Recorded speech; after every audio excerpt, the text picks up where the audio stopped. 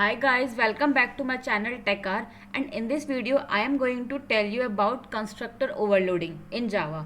ठीक है, हमारी लास्ट वीडियो में हमने डिफ़ॉल्ट कंस्ट्रक्टर्स के बारे में पढ़ा कि वो क्या होते हैं, पैरामीटराइज्ड कंस्ट्रक्टर्स के बारे में पढ़ा कि वो क्या होते हैं। बेसिकली जो डिफ़ॉल्ट कंस्ट्रक्टर होते हैं उसमें हम जब भी ऑब्जेक्ट क्रिएट करेंगे तो एक भी पैरामीटर पास नहीं करते हैं, एक भी आर्ग्यूमेंट उसमें नहीं देते, इसीलिए उसको हम नो और आर्ग्यूमेंट कंस्ट्रक्टर कहते हैं। बट पैरामीटराइज्ड के केस में हम उसमें कम से कम एक आर्ग्यूमेंट देते हैं। जब हम अपना ऑब्जेक्ट क्रिएशन करते हैं उस टाइम पे एटलीस्ट वन आर्ग्यूमेंट हम उसमें पास करते हैं, तो वो हो जाता है हमारा पैरामीटराइज्ड कंस्ट्रक्टर। बट अगर हम अपने एक ही प्रोग्राम के अंदर एक से ज़्यादा कंस्ट्रक्टर यूज़ करते हैं तो उसी को हम कंस्ट्रक्टर ओवरलोडिंग कहते हैं। ठीक है, पर एक चीज़, आपके कंस्ट्रक्टर्स तो एक से ज़्यादा होंगे बट उनके जो पैरामीटर्स हैं या उनके जो टाइप है, पैरामीटर टाइप, वो अलग होना चाहिए। ठीक है, अब यहाँ पे क्या लिखा हुआ है, constructor overloading in Java is a technique of having more than one constructor with different parameter list. एक से ज़्यादा कंस्ट्रक्टर हो और पैरामीटर लिस्ट अलग अलग हो। ठीक है, they are arranged in a way that each constructor performs a different task, और हम उनको इस तरीके से बनाते हैं कि हर कंस्ट्रक्टर का अपना अलग स्पेसिफिक फंक्शन हो, टास्क हो। ठीक है, नेक्स्ट पॉइंट ये कहता है कि अगर कंपाइलर को उन कंस्ट्रक्टर्स के बीच में डिफ्रेंशिएट करना हो कि आपने कौन से कंस्ट्रक्टर को कॉल किया है, तो उसके लिए आपको क्या करना होगा, या तो आप अपने जो आपने पैरामीटर्स उसमें दिए हैं वो आप चेंज कर दो, नंबर ऑफ पैरामीटर अलग अलग दे दो, या फिर आप उनका टाइप अलग दे दो। तो ये होती है कंस्ट्रक्टर ओवरलोडिंग। अब इसको हम प्रोग्राम के थ्रू समझते हैं इन आवर एक्लिप्स आईडी। सो अपने कंस्ट्रक्टर ओवरलोडिंग के प्रोग्राम को बनाने के लिए अब मैं इसमें एक न्यू फाइल बनानी पड़ेगी मुझे, जो मैं इसके अंदर बनाऊंगी। पैकेज मेरा रहेगा ऑब्जेक्ट एंड क्लास वाला, इसी के अंदर बनाऊंगी मैं कंस्ट्रक्टर ओवरलोडिंग की क्लास। न्यू पे गए, देन क्लास, और क्लास नेम होगा मेरा सी ओवरलोड, क्योंकि हम कंस्ट्रक्टर ओवरलोड की बात कर रहे हैं तो यहाँ पे मैं लिख देती हूँ सी ओवरलोड। ठीक है, मतलब कंस्ट्रक्टर ओवरलोडिंग का प्रोग्राम। मेन मेथड हमें इसमें इंक्लूड करना है और यहाँ से हम इसको फिनिश कर देंगे। ठीक है, ये हो गई हमारी क्लास। अब मैं इसको थोड़ा मैक्सिमाइज कर देती हूँ ताकि क्लियरली दिखे हमें। अब देखो, इसके अंदर पहले मैं क्या करूँगी, सबसे पहले तो मैं अपने तीन, या कह लो नहीं, मैं दो वेरिएबल्स लेती हूँ। एक लिया मैंने x,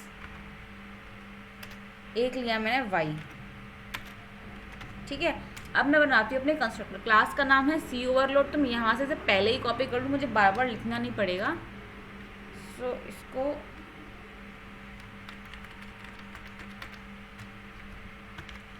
कॉपी करके मैं यहाँ पे अपनी कंस्ट्रक्टर्स क्रिएट करती रहूँगी। ये मेरा हो गया। अब मैं नो आर्ग्यूमेंट, पहले तो मैं अपना डिफ़ॉल्ट है नो आर्ग्यूमेंट कंस्ट्रक्टर बनाऊँगी, जिसमें मैं क्या करूँगी, इन दोनों को, या मैं सिंपली ये प्रिंट करा देती हूँ कि इट्स माय डिफ़ॉल्ट कंस्ट्रक्टर। तो यहाँ पे लिख देते हैं डिफ़ॉल्ट कंस्ट्रक्टर। ठीक है, अब आते हैं अपने, जिसमें मैं एक दूंगी, मतलब एक पैरामीटर पास करूँगी, तो इसमें मैं ले लेती हूँ इंट आई। ठीक है,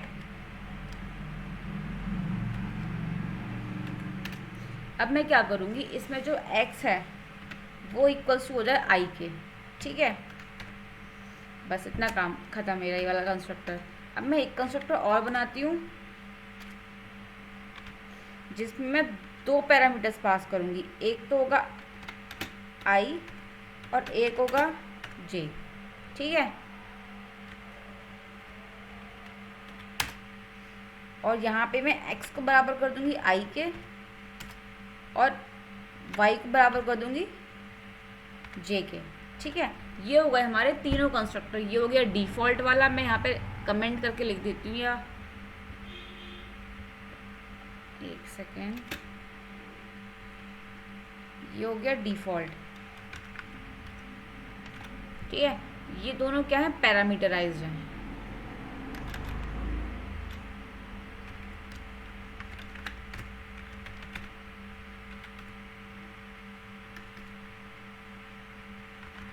ठीक है,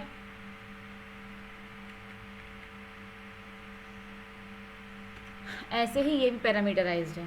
ठीक है,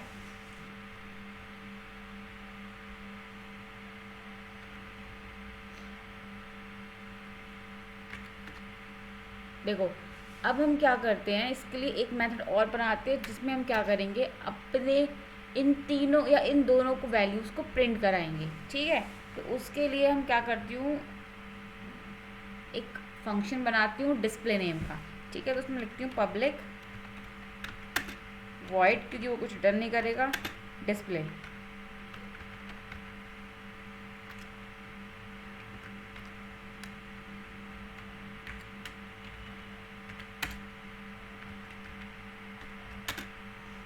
इसमें मुझे क्या कराना है, इन तीनों को प्रिंट कराना है। तो पहले मैं सॉरी दोनों को पहले लिखूंगी अपना x। ठीक है, पर अगर हमें अपना डिस्प्ले फंक्शन यूज़ करना है, उसके लिए हमें अपना ऑब्जेक्ट भी यूज़ करना होगा। तो सबसे पहले मैं मेन मेथड के अंदर ऑब्जेक्ट बनाऊंगी। ठीक है, अब मैं क्लास का नाम है सी ओवरलोड, वो ले लिया, ऑब्जेक्ट का नेम बी ले लिया, इक्वल्स टू न्यू कीवर्ड की हेल्प से अपनी क्लास नेम दी, और ये तो हो गया हमारा डिफ़ॉल्ट वाला। ठीक है, अब क्योंकि हमारा जो ऑब्जेक्ट है वो बी है, तो मैं इसको बी की हेल्प से एक्सेस करूँगी। मुझे बीच में एक स्पेस भी देना है, तो उसके लिए कॉन्कैटिनेट करूँगी अपने स्पेस को। ठीक है, और इसी में कॉन्कैटिनेट कर दूँगी अपने वाई को, तो बी डॉट वाई। ठीक है,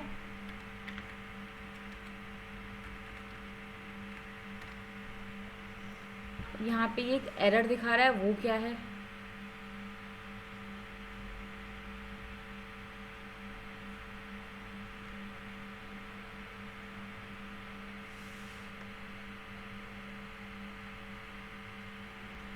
हाँ इसमें हमें ज़रूरी, हम इसको बिना ऑब्जेक्ट के भी यहाँ पे एक्सेस कर सकते हैं, क्योंकि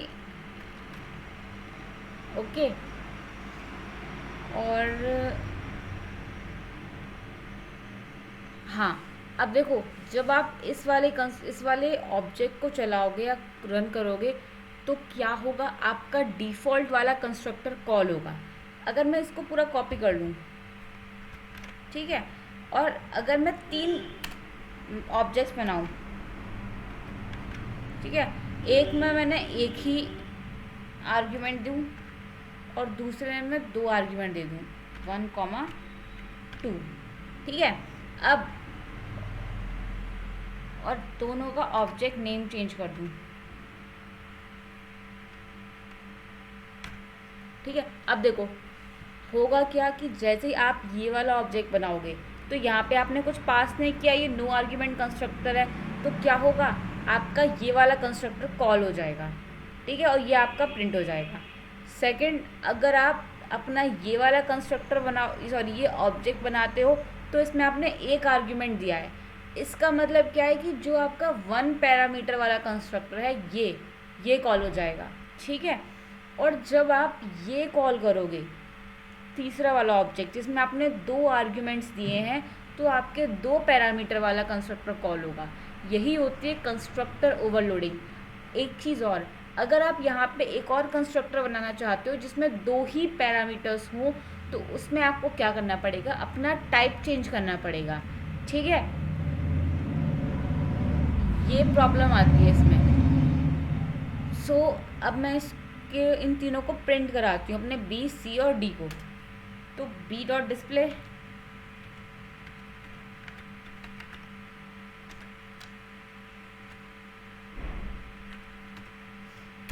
सी डॉट डिस्प्ले,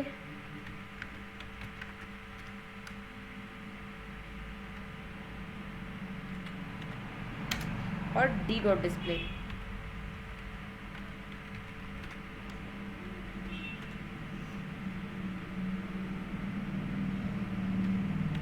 ठीक है, अब ये हो गए मेरे तीनों के तीनों ऑब्जेक्ट्स को मैंने डिस्प्ले कराया है। अब इसको रन करके देखते हैं कि क्या होता है।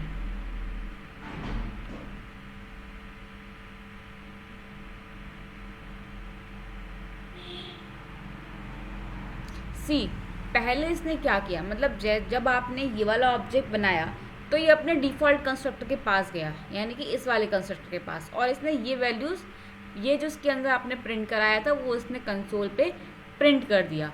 ठीक है, अब जैसे ये 27 वाली लाइन पे आया, यानी कि इस लाइन पे, तो इसमें एक आर्ग्यूमेंट आपने दिया है, तो आपके एक आर्ग्यूमेंट वाले कंस्ट्रक्टर के पास ही गया।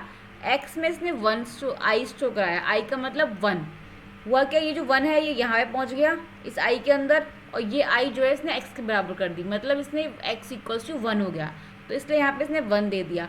अब आपने डिस्प्ले कराना था, सॉरी आपने पहले बी को डिस्प्ले कराया है।